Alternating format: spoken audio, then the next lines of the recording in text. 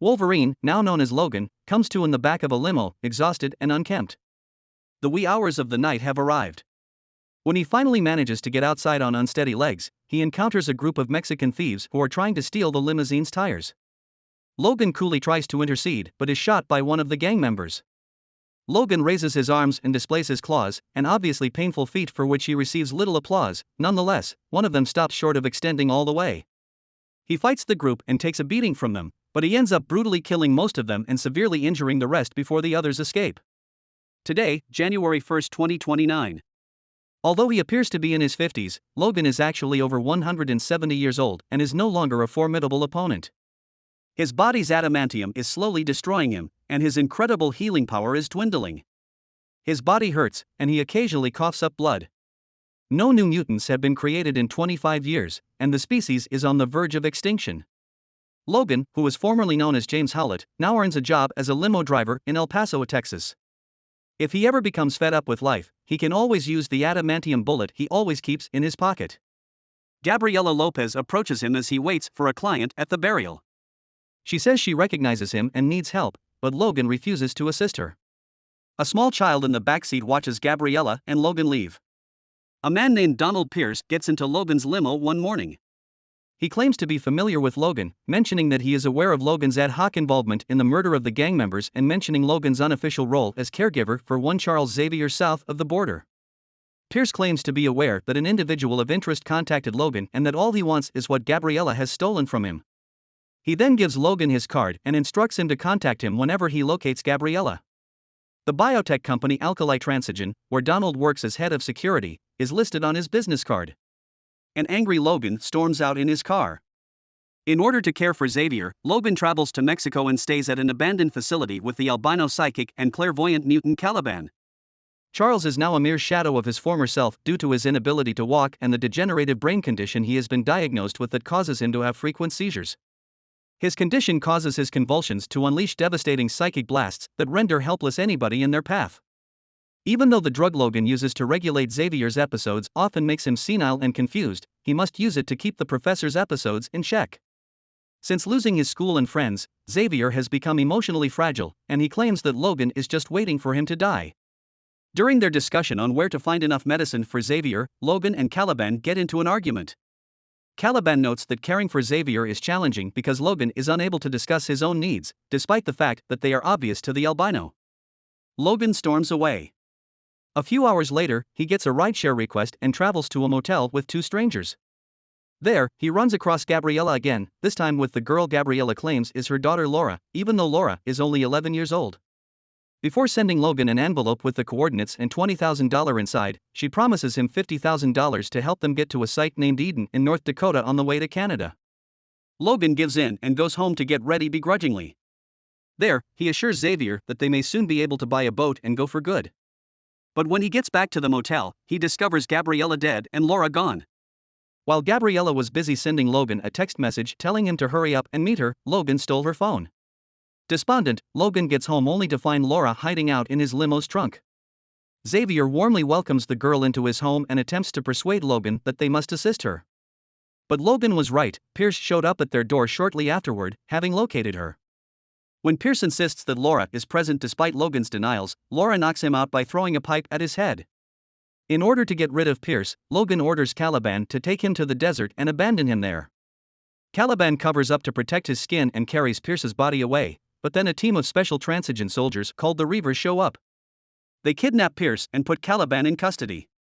Two Reavers go back into the plant to get Laura, who is sitting quietly eating cereal as the rest of the Reavers wait patiently outside. There is a ruckus going on inside, and they can all hear shouts and gunshots. The head of one of the Reavers is thrown at Pierce's feet as Laura appears. She then takes a stride forward, revealing a pair of adamantium claws on each hand and foot, and launches a ferocious assault on the Reavers. A horrified Logan assists her in the struggle, and then he and Xavier and Laura depart in the limousine. The Reavers capture Caliban and subject him to brutal sunlight torture in the hopes that he will utilize his abilities to help them locate the fugitives. When Logan questions Xavier about Laura, he is told that she is quite similar to himself. Logan searches Gabriela's phone for information and discovers a video showing her former job in Transigen's genetics section. Unfortunately, the battery expires before the end of the video. After stopping, they go shopping at a nearby convenience store. Laura easily flips over the store clerk and nearly claws him before Logan steps in and says, "Not all right." Laura steals some chips and sunglasses. He packs his cigar and phone charger and heads out. Later that evening, while his phone is charging, Logan finishes watching Gabriella's video, documenting her involvement as a nurse in Dr. Xander Rice's program to create super soldiers out of newborn mutants. She had written a book on her experiences. The children were created and born to anonymous moms who would not be missed using DNA from known mutants, most of whom were deceased. Children like Laura were given the X-23 label and were forced to endure a difficult upbringing. Celebrations of life's simplest joys, including birthdays, were looked down upon. The kids showed too much emotion and constantly disobeyed the adults, therefore the experiment was declared a failure. It was decided that after X-24 was implemented, the children would be exterminated. Gabriella arranged for the children to be smuggled out of the country and to a safe haven in the town of Eden in Ontario, Canada, rather than have them killed. In the final seconds of the video, Gabriella reveals that she is not Laura's biological mother but still loves her. She tells Logan she's sorry for exaggerating the amount of money she'd give him to adopt her and that she trusts he'll care for her like her biological father should. After checking into a hotel upon their arrival in Oklahoma City, Logan learns that Laura has been reading an X-Men comic.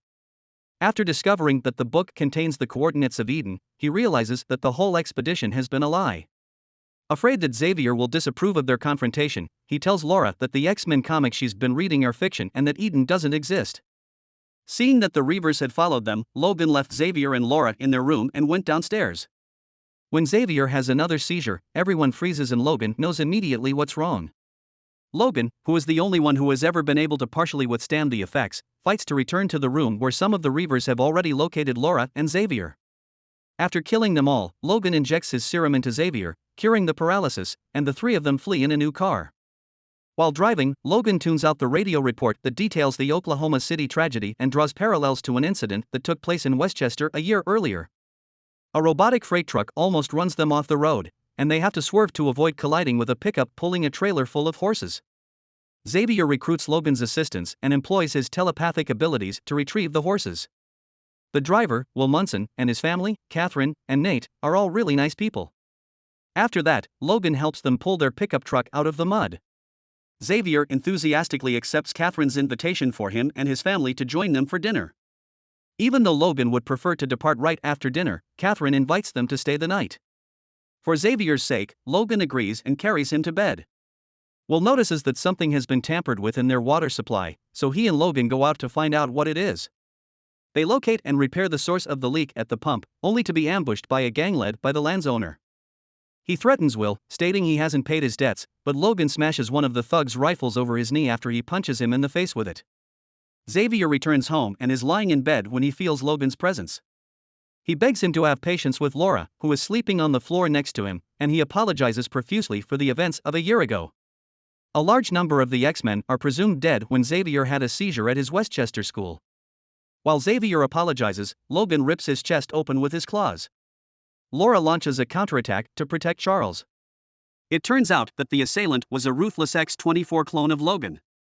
Laura is kidnapped while Nate and Catherine are murdered by the mutant. Will is instantly incapacitated by the X-24, prompting Logan to dash upstairs to check on Xavier, who is clinging to life. As he is carried downstairs, Logan reassures him, "It wasn't me." Pierce, Dr. Rice, and the Reavers all gather outside. As of right now, Caliban is being held captive in a mobile monitoring unit. The goons who humiliated Will in the past show up at his house in retribution, but X-24 takes care of them. In the back of a pickup vehicle, where Logan places Xavier. Charles says the boat's name aloud before passing away. Following the death of his wife, a distraught Logan begins a fierce battle with X-24. Caliban, meantime, resists his captors by throwing 2 bombs while mumbling his mother's warning to beware the light. Pierce is pushed out of the van in the explosion, and Rice manages to get away. Will drives his truck into the mutant, pinning him against some agricultural machinery just as the X-24 is about to overwhelm Logan. With a shotgun, Will kills X-24 several times before turning the weapon on Logan. Will drops dead as the gun runs dry. After Logan has recovered Xavier's body, he takes Laura and flees in the car. A healing agent is injected into X-24 the following morning after Dr. Rice and his team have cleaned up the scene. While Laura watches from a distance, Logan places Charles in a shallow grave in the woods. After that, he returns to their truck and, in a fit of rage, begins destroying it before collapsing. At the end, Logan ends up waking up in a medical facility. Knowing that the adamantium in Logan's body is killing him, the doctor admits to Logan that he is a mutant and says he wants to help him. Logan dismisses Laura's pleas and walks away. He expresses his gratitude unwillingly, to which she replies, "You're welcome," in Spanish. As Logan wonders why Laura has been so quiet until now, Laura starts listing off the names of her transigen pals in Spanish. She insists to Logan that they must arrange a meeting with them in Eden, and he gives up, but only to disprove the existence of Eden. Logan is exhausted to the point of unconsciousness, and Laura has to drive the last few miles since he can't. A lift is dropped for Logan and Laura at a cliff so they may climb to safety, and the couple can relax with the other youngsters, escorted by Rictor. Kids pull a trick on Logan by shaving his beard while he sleeps, making him look more like he did when he was younger.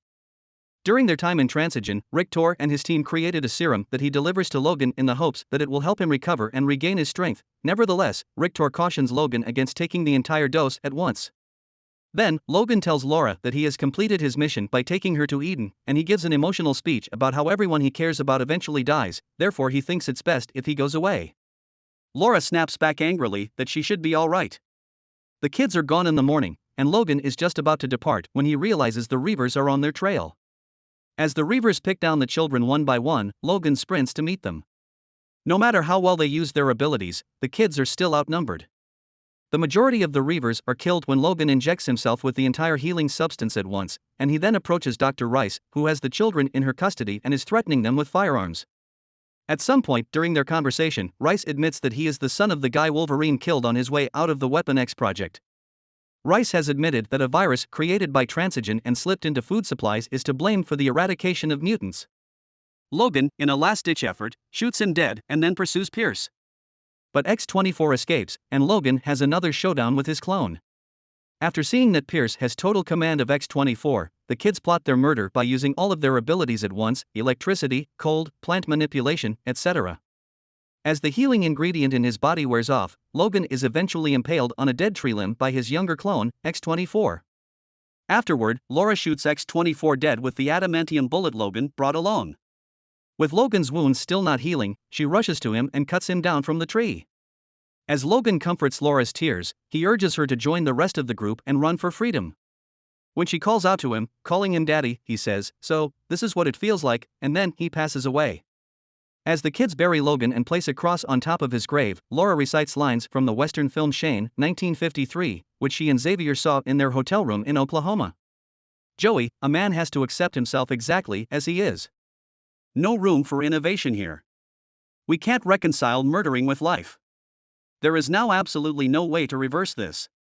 There's no denying the brand's legitimacy. Make your mark with a memorable logo." You quickly return home to your mom and reassure her that everything is fine. None of the valley's residents had any firearms left. The kids go off into an unknown but liberated future.